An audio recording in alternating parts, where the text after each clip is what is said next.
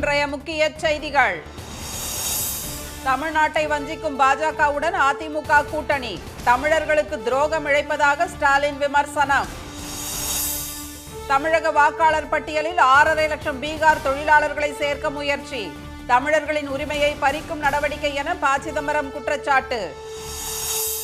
ஹிமாச்சலில் தொடர் மழை, நிலச்சரிவால் 400 சாலைகள் அடைப்பு, உத்தரப்பிரதேசத்தில் வெள்ளப்பெருக்கால் இயல்பு வாழ்க்கை முடக்கம். உக்ரைன் அணுமின் நிலையம் மீது ரஷ்யா ட்ரோன் தாக்குதல், பெரும் அபாயம் ஏற்படும் என சர்வதேச அணுசக்தி முகமை எச்சரிக்கை.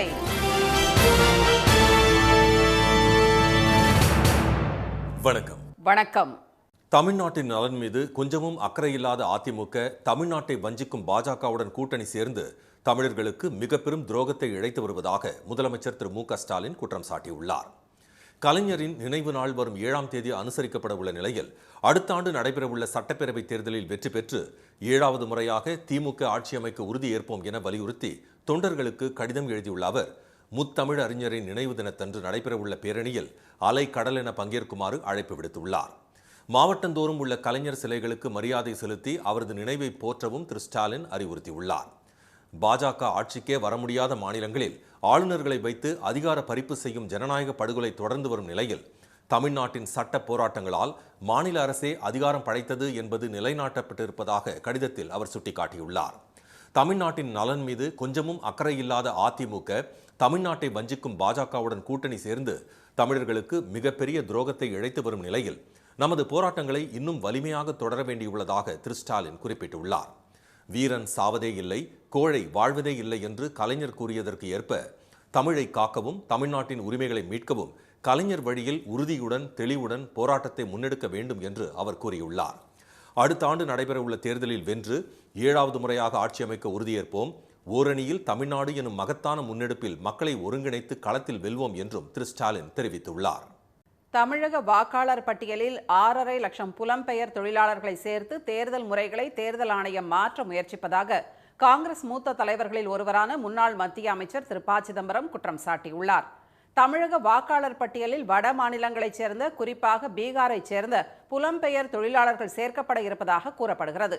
இதற்கு முதலமைச்சர் திரு மு க ஸ்டாலின் உள்ளிட்ட பலரும் எதிர்ப்பு தெரிவித்த நிலையில் திரு ப. சிதம்பரமும் தமது கண்டனத்தை எக்ஸ் தளத்தில் பதிவிட்டுள்ளார்.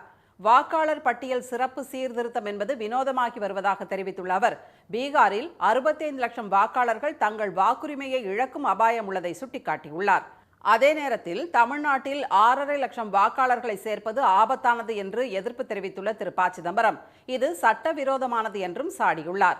பிழைப்புக்காக புலம்பெயர்ந்த தொழிலாளர்களை நிரந்தரமாக இடம்பெயர்ந்தவர்கள் என்று அழைப்பது அவர்களை அவமதிப்பது போலாகும் என்றும் அவர் குறிப்பிட்டுள்ளார். தாங்கள் விரும்பும் ஆட்சியை தேர்வு செய்யும் தமிழக வாக்காளர்களின் உரிமையில் தலையிடும் இந்த ஆபத்தான போக்கை தேர்தல் ஆணையம் மாற்றிக்கொள்ள வேண்டும் என்று திரு சிதம்பரம் வலியுறுத்தியுள்ளார். திருவிழாக்களின் போது புலம்பெயர் தொழிலாளர்கள் அவர்களது சொந்த மாநிலங்களுக்கு செல்பவர்கள்தானே என்று சுட்டிக்காட்டியுள்ள அவர், வாக்காளராக பதிவு செய்ய ஒருவருக்கு சட்டப்பூர்வமாக நிரந்தர வீடு இருக்க வேண்டும் என்று கூறியுள்ளார். புலம்பெயர்ந்த தொழிலாளர்களுக்கு அவர்களது மாநிலத்தில் வீடு இருக்கும் போது தமிழ்நாட்டில் எப்படி வாக்காளராக பதிவு செய்ய முடியும் என்றும் திரு சிதம்பரம் வினவியுள்ளார்.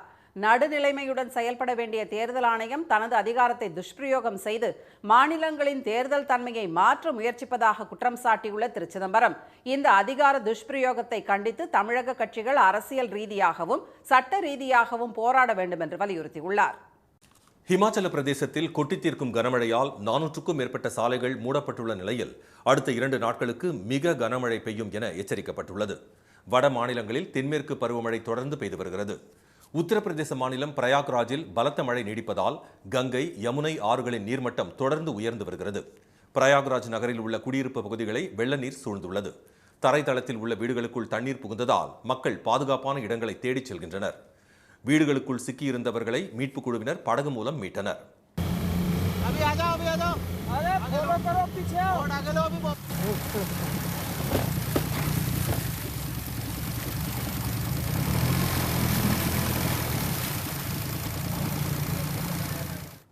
வாரணாசியில் கங்கையின் நீர்மட்டம் அதிகரித்து 2 கரைகளையும் தொட்டவாறு தண்ணீர் கரை புரண்டு செல்கிறது.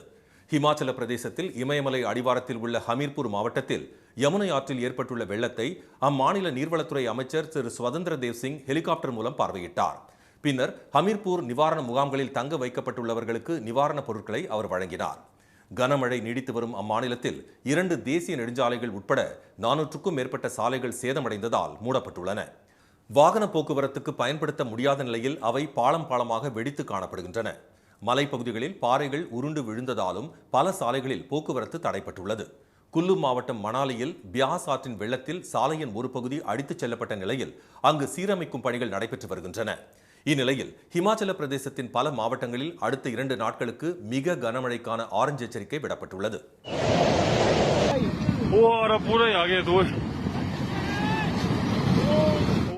இமாச்சல பிரதேசத்தில் இந்த ஆண்டு பெய்த தென்மேற்கு பருவமழையால் ஏற்பட்ட வெள்ளம், நிலச்சரிவு போன்றவற்றால் இதுவரை 179 பேர் உயிரிழந்ததாக தகவல்கள் தெரிவிக்கின்றன.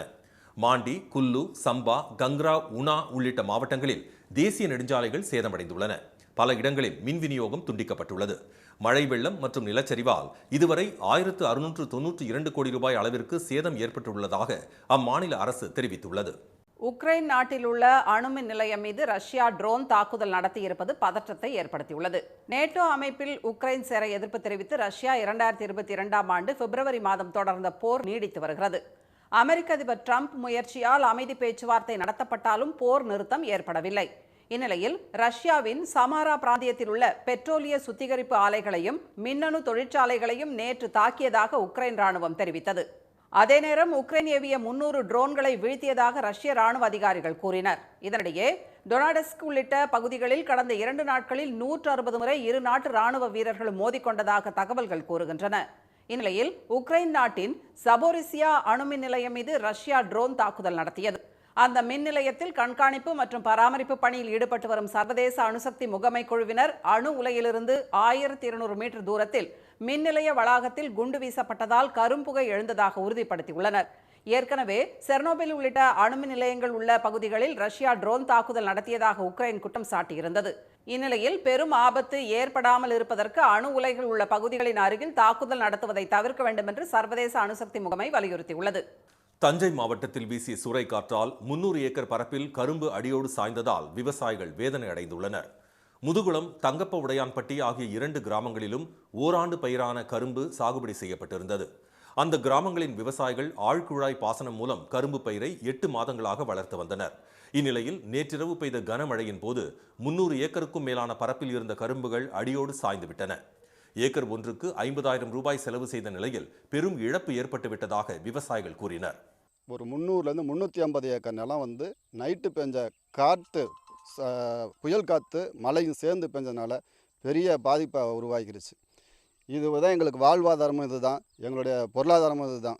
அரசு இதை சரி பார்த்து எங்களுக்கு சந்த நடவடிக்கை நஷ்டஈடு கொடுக்கணும்னு கேட்டுக்கிறேன். இனிமேலுக்கு மழை பெஞ்சாலும் கரும்பு முழுகாது, ஒன்றும் பண்ணாது. பாதிப்பு அவ்வளோதான், முடிஞ்சு போச்சு. முடிஞ்சு போனது நம்ம கரும்பு மழை பெஞ்சாலும் தண்ணி இருந்தாலும் அழி போயிடும். நம்ம கரும்பு நம்ம இதை வச்சு தான் அங்கே ஒரு ஏக்கர் காப்பாற்ற முடியாது. நம்மளுக்கு சாஞ்சு போச்சு, அவ்வளோதான், வேக சாஞ்சிருச்சு. அறுவடைக்கு இன்னும் 4 மாதங்கள் உள்ள நிலையில் சாய்ந்த கரும்பை எதுவும் செய்ய முடியாது என்று விவசாயிகள் தெரிவித்தனர். வேளாண் துறை அலுவலர்கள் விரைவாக கணக்கெடுத்து சேதமடைந்த கரும்புக்கு உரிய நிவாரணம் வழங்க நடவடிக்கை எடுக்க வேண்டும் என்று பாதிக்கப்பட்ட விவசாயிகள் கோரிக்கை விடுத்தனர். உத்தரப்பிரதேசத்தில் கால்வாயில் கார் கவிழ்ந்த விபத்தில் 11 பேர் பலியாகினர். அம்மாநிலத்தின் கோண்டா மாவட்டம் சிகாகான் கிராமத்தைச் சேர்ந்த 15 பேர் கார்குப்பூரில் உள்ள பிருத்விநாத் கோயிலுக்கு காரில் சென்றனர். அப்போது பெல்வா பஹூதா என்ற இடத்தில் கட்டுப்பாட்டை இழந்த கார் சரையு ஆற்றின் கால்வாயில் தலைக்குப்புற கவிழ்ந்தது. இந்த விபத்தில் காரில் இருந்த 11 பேர் சம்பவ இடத்திலேயே உயிரிழந்தனர். 4 பேர் ஆபத்தான நிலையில் மீட்கப்பட்டு மருத்துவமனையில் சேர்க்கப்பட்டுள்ளனர். விபத்து குறித்து இரங்கல் தெரிவித்துள்ள உத்தரப்பிரதேச முதலமைச்சர் திரு யோகி ஆதித்யநாத் இறந்தவர்களின் குடும்பங்களுக்கு தலா 5 லட்சம் ரூபாய் நிவாரணம் அறிவித்துள்ளார். காயமடைந்தவர்களுக்கு உரிய சிகிச்சை அளிக்கவும் அவர் உத்தரவிட்டுள்ளார். தமிழ்நாட்டில் அடுத்த 3 நாட்களுக்கு மிக கனமழைக்கான ஆரஞ்சு எச்சரிக்கை விடுக்கப்பட்டுள்ளது. தென்மேற்கு பருவமழை டெல்டா மாவட்டங்களிலும் மேற்கு தொடர்ச்சி மலைப்பகுதிகளிலும் தீவிரமடைந்துள்ளது. கடந்த 24 மணி நேரத்தில் அதிகபட்சமாக புதுக்கோட்டையில் 12 சென்டிமீட்டர் மழை பதிவாகியுள்ளது. வேளச்சேரி, தாம்பரம், சேலையூர், பெருங்களத்தூர் மற்றும் சுற்றுவட்டார பகுதிகளில் நண்பகல் இடியுடன் மழை வெளுத்து வாங்கியது.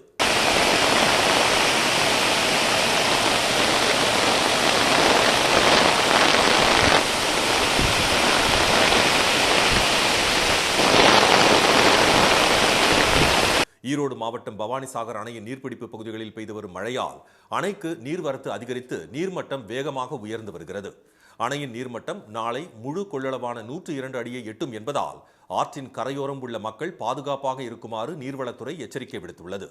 இதனிடையே தென்மேற்கு வங்கக்கடல் பகுதிகளின் மேலிலவும் வளிமண்டல மேலடுக்கு சுழற்சியால் நீலகிரி, கோவை மாவட்டங்களின் மலைப்பகுதிகளில் இன்று முதல் 3 நாட்களுக்கு மிக கனமழை பெய்யக்கூடும் என்று வானிலை மையம் தெரிவித்துள்ளது. தேனி, திருநெல்வேலி, தென்காசி, குமரி, கிருஷ்ணகிரி, தருமபுரி, சேலம், ஈரோடு, திருப்பத்தூர் ஆகிய மாவட்டங்களில் அடுத்த 5 நாட்களுக்கு கனமழைக்கான மஞ்சள் எச்சரிக்கை விடுக்கப்பட்டுள்ளது. மழை முன்னெச்சரிக்கை நடவடிக்கைகளை மேற்கொள்ள கோவை, நீலகிரி, தஞ்சாவூர், திருவாரூர், நாகை, மயிலாடுதுறை, கள்ளக்குறிச்சி, கடலூர் ஆகிய 8 மாவட்ட ஆட்சியர்களுக்கு பேரிடர் மேலாண்மைத்துறை அறிவுறுத்தல் வழங்கியுள்ளது. இனி வருவது செய்தி துளிகள். அமெரிக்க அதிபராக ட்ரம்ப் பொறுப்பேற்ற பிறகு தினமும் சராசரியாக 8 இந்தியர்கள் நாடு கடத்தப்படுவதாக தெரிய வந்துள்ளது. இதற்கு முன்பு ஜோ பைடன் அதிபராக இருந்தபோது சராசரியாக தினமும் 3 இந்தியர்கள் நாடு கடத்தப்பட்ட நிலையில் ட்ரம்ப் மீண்டும் அதிபரான பிறகு 6 மாத காலத்தில் 1703 பேர் இந்தியாவுக்கு திருப்பி அனுப்பப்பட்டுள்ளனர். இந்திய பொருளாதாரம் செயலிழந்து விட்டதாக ட்ரம்ப் குற்றம் சாட்டியிருப்பதை அமெரிக்காவிலேயே உருவாக்கப்பட்ட 5 AI தளங்கள் மறுத்துள்ளன. இந்தியாவில் இருந்து இறக்குமதி செய்யப்படும் பொருட்களுக்கு 25% வரி விதிப்பை அறிவித்த அவர் இந்திய பொருளாதாரம் செத்துவிட்டதாகவும் தெரிவித்திருந்தார். இந்நிலையில் ChatGPT, crack, Gemini, meta AI, கோபலைட் ஆகிய 5 செயற்கை நுண்ணறிவு தளங்களிடம் அமெரிக்க செய்தி சேனல் ஒன்று இது குறித்து கேள்வி எழுப்பிய போது இந்திய பொருளாதாரம் வலிமையாக இருப்பதாக அவை கூறியுள்ளன. சுதந்திர போராட்ட வீரர் தீரன் சின்னமலையின் 220வது நினைவு நாளை ஒட்டி சென்னை கிண்டியில் உள்ள அவரது சிலையின் கீழ் வைக்கப்பட்டுள்ள உருவப்படத்திற்கு முதலமைச்சர் திரு மு க ஸ்டாலின் மலர் தூவி மரியாதை செலுத்தினார்.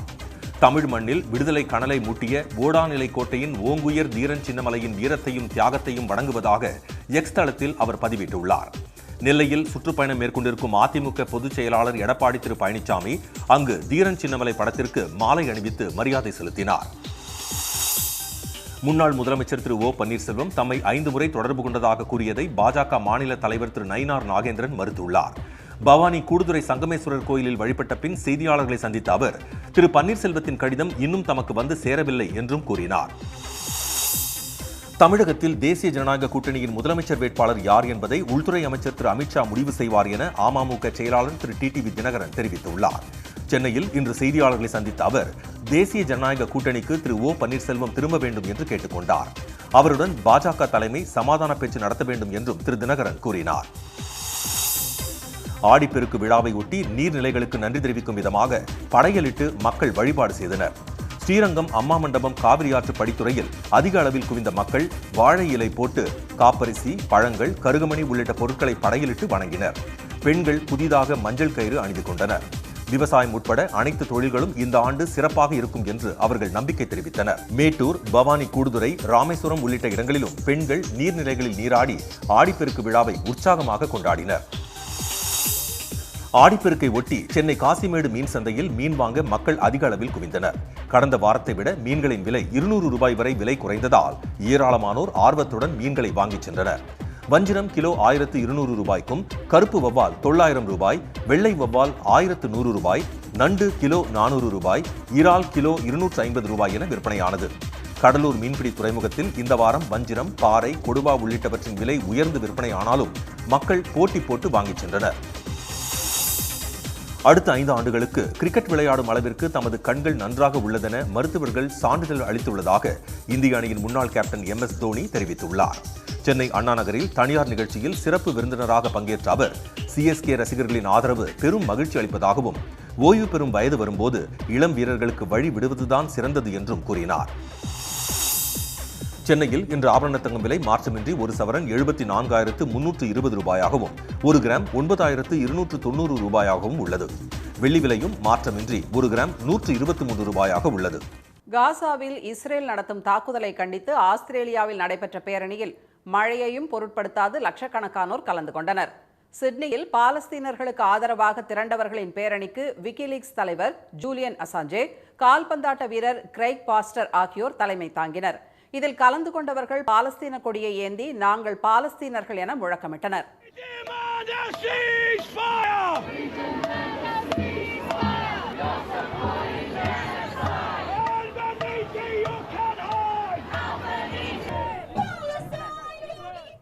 காசாவில் நடைபெறும் தொடர் தாக்குதல் காரணமாக அகதி முகாம்களில் தஞ்சமடைந்துள்ள பாலஸ்தீனர்கள் உணவின்றி தவிப்பதை உணர்த்தும் வகையில் பேரணியில் வந்தவர்கள் பாத்திரங்களை ஏந்தியிருந்தனர்.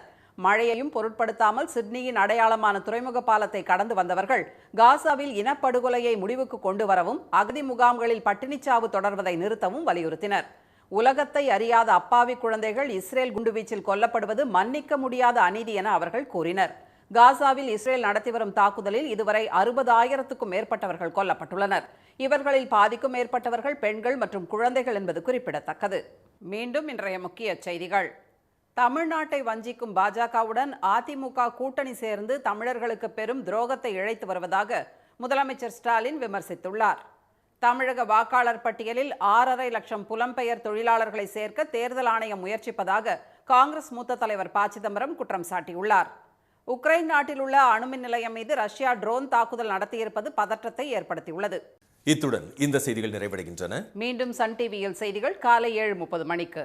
செய்திகளை உடனுக்குடன் தெரிந்து கொள்ள QR கோடை ஸ்கேன் செய்து சன் நியூஸ் வாட்ஸ்அப் சேனலுடன் இணைந்திருங்கள். வணக்கம். வணக்கம்.